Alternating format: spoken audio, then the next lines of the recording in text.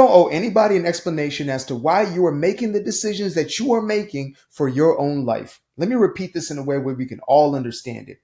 You don't owe anybody an explanation for anything that is none of their business. And most things, if not all things, when it pertains to your own life, are not anybody else's business. So why you choose to do the things you do, whether it's career, whether it's relationship, whether it's with your health, what you put on your plate, what you don't put on your plate, none of those things are anybody else's business. And I wish I had learned this lesson a lot earlier within my own life experience. I wish I understood that I did not owe anybody an explanation as to why I was doing what I was doing, right? Because I was going through life explaining myself, over explaining, and even sometimes apologizing for the decisions that I was making for me. So I might be asked, why are you choosing to do something like this, right? Don't you think that it's unrealistic? Don't you think that it's a bit of a risk and, it would be a safer bet to take upon you a 9-to-5 job like the rest of them? Well, I would usually explain myself. Well, I'm doing this because this is my mission. This is my purpose. I feel called to do this. This is the thing that's on my heart. I would have a multitude of reasons as to why I was doing what I was doing, and all of them are valid. However, none of them were anybody else's business. And that in and of itself was freedom for me.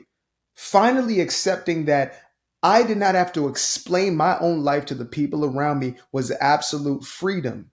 And also realizing that it was not my obligation nor my responsibility to have them understand why I was doing the things I was doing, why I was living the way I was living, right? Because I'm not going out of my way and hurting somebody. I'm not going out of my way and committing these heinous type of crimes or whatever it may be. I am simply doing the things in which I'm choosing to do, not based upon anybody else's criteria, which can be an almost seemingly impossible task when you live in a world that wants you to conform and wants you to become a part of what it is doing, to be a part of the status quo, to continuously and repetitiously do the things that are highlighted in media and shown to you through social and displayed to you in the everyday world that we live in, right? They want conformity. They want comfort. They want things they can identify themselves with. And so when they see you shining or they see you a bright color while they are nothing but dull colors of nothing but black and white, you stand out and you become a problem in their eyes. And they want an explanation.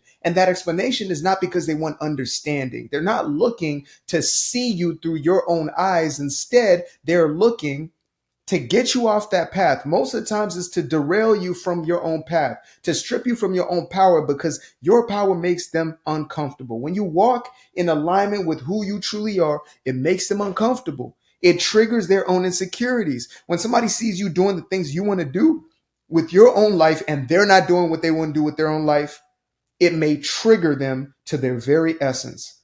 They're reminded of the things they're not doing. And so they have to shut you up. They have to find a way for you to get back into that box, for you to get back into that mold that they are comfortable with. And again, it is not your job to explain yourself, nor is it your job to make anybody comfortable with their own presence. I'm not saying go out of your way to disrupt people's nature. As a matter of fact, I'm saying quite the opposite. I'm saying mind your own business, right? You shouldn't be going up to people and questioning the reason as why they're doing what they're doing, even though we're programmed to do so, right? If you look into how we treat people in the media and in the spotlight and public figures, etc., there's so much vitriol, so much envy, so much jealousy that is, I guess, covered up or sugar-coated in a way where we say, well, those people just shouldn't be living that way. They shouldn't be living in excess. They should care more about, their fellow citizen, when in reality, we're just looking at people's lives, wanting them to dim their light, wanting them to shut it down in order for us to feel better about our own decisions. And I will say decisions, because we are responsible for our own life experiences. Nobody else is pulling the strings. I know we want to give it to the puppet master or whoever else is behind the veil. We want to give it to the Wizard of Oz back there. But in truth, we are the creators of our own manifestation, the creators of our own reality. And so it is our own responsibility. It is our own obligation. We must be accountable for our own. But when it comes to explaining yourself, when it comes to continuously having to apologize, guys, I was the type to apologize for making decisions for me.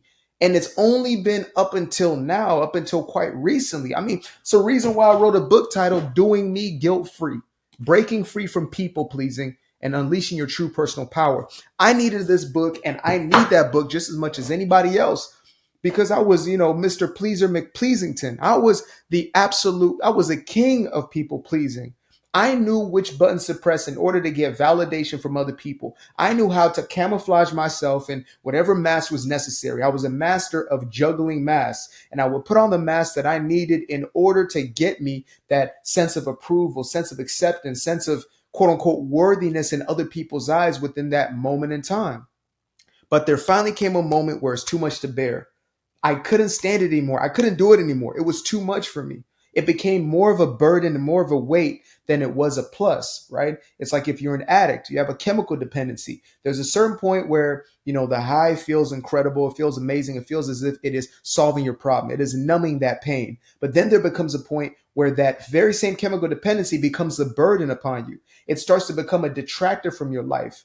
As a matter of fact, it's always been a detractor, but you only start to notice it at a certain point when you're no longer getting that same fix. It's the very same thing when you're looking for people's approval. And that's what we're doing when we're explaining ourselves. We're looking to have people understand us. Please understand why I'm doing what I'm doing. Please see that, I'm sane and I haven't lost it. We care so much about what other people think about us that we will stop in the pursuit of our own purpose. We will stop in the pursuit of our own authentic expression in this life.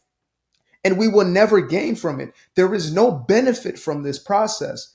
To be liked by somebody is not going to edify your experience. It's not going to add to your life. It's not going to give you anything that you cannot find within yourself. Instead, it's going to continue to perpetuate this narrative in your head that you are not enough, you are inadequate, that you are unworthy, undeserving, etc. Right? And these are the lies we've been told. These are the stories we continue to tell ourselves because they were the stories that were told to us. And these are the stories we started to believe in. We put our trust in. And we were also told that in order for us to be validated, we have to go outside of ourselves. In order to be celebrated, we must find somebody who will celebrate us. In order for us to be understood, we must find somebody to understand us. To be seen, we must be seen by others. To be heard, we must be heard by others. We were told in reverse, when in truth, it is only when you are able to do this for yourself, when you're able to cultivate these things within. It's only when you're willing and accepting that it is your own responsibility to fulfill your own emotional needs. And I know this ain't the narrative that is taught to you through traditional therapy and things of that nature. I get it. Trust me, I understand. In fact, some of these teachings I used to teach myself, right? Find a relationship in which somebody can meet your needs, or somebody has, your love languages down and understands the way in which you operate, and do that so they can fulfill you. Instead, now I say, find somebody who you have harmony and reciprocity with, right? Somebody that you truly connect with at a spiritual level, at a core level, not so they can fulfill you, but so you can enjoy one another, so you can grow and you can expand and you can evolve within one another's company. That's the beauty of the relationship, not the person fulfilling an aspect of you that you believe is unfulfilled without them in your life. Otherwise, you will forever feel empty, even with that person in your presence. So it goes the very same for every other relationship dynamic within our lives, even the relationship we have with those who we don't have relationship with, right? Those nebulous, invisible figures that we view as society, the ones that we want the approval from, the ones that we want to be accepted by, right? Because in reality, it is usually the people in our own household, our own family nucleus, our own small cohort of, let's say, friends, acquaintances, etc. Those are the ones who we really want approval from, and we project them onto the rest of the world. So we perform within our small little environments in front of our parents or parental figures. Then we perform in front of our friend groups and, cohorts in our intimate relationship, etc. And then we do the very same thing at a societal level, when in truth, what we're searching for is within ourselves. So my message is clear. It's a reminder that I continue to remind myself of at deeper and deeper levels, right? And I continue to internalize this message for myself because it's not just a one-time thing. I've been apologetic and I've been the explainer and the over-explainer of my own life experience, for all the wrong reasons for 2 decades. So to undo that conditioning is a consistent reminder to myself that that's not my job. That's not my role. That is not my business, not my prerogative. It's not my business whether somebody else understands me. It's not my business whether somebody else relates to me or even wants to relate to me. And again, in most cases, people could care less. They just want to know so they can catch up, with the news for the time being, it's like you're a trending topic, and as soon as that trend is over, they're gonna hop to the next thing and the next thing and the next thing.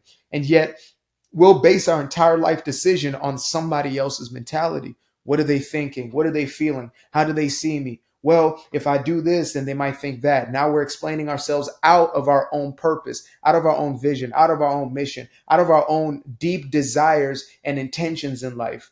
When in truth, we are here for that. We are here for exactly that, to focus and to cultivate within as opposed to without, because everything that we desire on the outside is really going to come from within us. And if we go looking for it outside of us, it's going to be fleeting. It's almost like grasping at air, grasping at the wind. It will never happen. No matter how hard the wind is blowing, you can't grab onto it.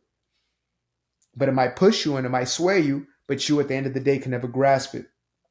The only thing that is tangible, the only thing that you can cultivate is within yourself. The only love that will last is within yourself. The only admiration, affection, attention, the only being seen that the only one who can see you for what you truly are is yourself. And then that will reflect in your outer world. That will start to manifest in your life experience, because life is a mirror. It will start to bounce back. It will ricochet into your own life. But even at that point, it won't matter, as in you won't need that external validation because it already is cultivated within you. That's the entire gag about it. As soon as you no longer need it from outside, you get all of it that you would ever want. So that being said, I'm going to close by giving a guilt-free plug of my first published book, Doing Me Guilt-Free. Breaking free from people pleasing. I had a quick little brain freeze right there. Breaking free from people pleasing and unleashing your personal power. Make sure to get yourself a copy of one of these by clicking in the link in the description below. Until the next time, namaste, namasko.